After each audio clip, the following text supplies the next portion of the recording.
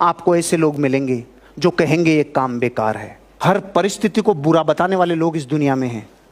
हर एक चीज ऐसी जो दुनिया में अच्छी से अच्छी हो, लेकिन लोग कुछ ना कुछ जरूर कहेंगे। उसकी बुराई करने वाले धरती पे कभी खत्म नहीं होंगे। एक दादा एक पोता गधा लेके आ रहे थे, गांव के पहले चौराहे पे से गुजरे तो लोगों ने कहा, अरे मूर्खो साड़ो, तीनों ही पैदल चल रहे हो। अगले चौराहे पे गए तो बेचारे दादा ने देखा, यार ये बच्चा, इसको बिठा देता हूँ, लोग टोक भी रहे हैं, बच्चे को बिठा दिया। अगले चौराहे पे, अरे देख साला जवान आदमी को तो उस पे गधे पे बैठा हुआ है ये तो, और बेचारा बूढ़ा दादा पैदल चल रहा है। अब दिमाग खराब हो गया। अब दादा बैठ गया, पोता नीचे आ गया। आगे वाले चौराहे पे देखो साला ऊँट तो गधे पे बैठा है और ये नन्ही सी जान बेचारी पैदल चल रही है। दिमाग खराब हो गया, दोनों बैठ गए। अगले चौराहे पे साले गधे के ऊपर दो दो लोग लींगदे की तरह बैठ रहे हैं। साले मारेंगे इस जान को, जो बेजुबान जानवर है इसके ऊपर दो बैठ रहे हैं, मारेंगे। अब उन्होंने गधे को ऊंच लिया। अगले गांव में, अरे मूर्खो, अरे गधे पे कोई तो बैठ जाता रे, तुम इसको ही ऊंच के जा रहे हो रे। ये संसार को राजी करने वाले लोग निपट जाएंगे। आपको अपने को राजी करना है। जगत की चिंता मत करो। आलोचना के बाद भी आगे बढ़ते रहो। एक पिता पुत्र थे, 100 ऊंट थे, रोज जाते थे कहीं ना कहीं डेरा डालते थे, आगे बढ़ते थे।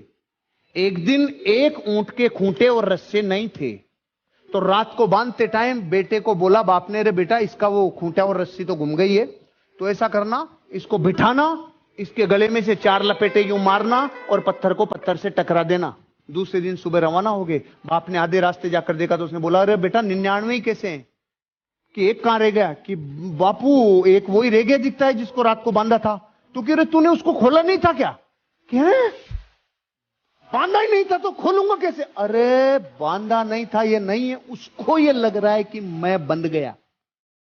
तू जा वापस, वो वहीं मिलेगा, क्योंकि वो ऊंट है। वो वापस गया, देखा तो वो वहीं बैठा था। उसने 4 लपेटे उल्टे मारे, पत्थर को पत्थर से टकराया तो खड़ा हो गया। जो ऊंट के साथ गुजर रही है ना, ऐसे कई मामलों में अपने साथ गुजर रही है भाई।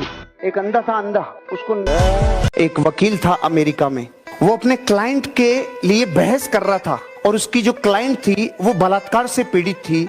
जब वो अपनी आप बीती सुना रही थी, सारे जजों की आंखों में आंसू थे, पब्लिक की आंखों में आंसू थे। उसकी कहानी को सुनते सुनते जब उसने बताया मेरे साथ कितना दर्दनाक हादसा हुआ है, और ये बात उसका पिता भी सुन रहा था, सारे जज सुन रहे थे, सारी पब्लिक सुन रही थी, लेकिन एक अकेला वकील का ही दिमाग ऐसा चला जिसके मन में ये ख्याल आया, अरे रे ये कहानी सुनकर अगर इस लड़की का पिता उन बलात्कार करने वाले को अगर मर्डर कर देवे तो क्या होता।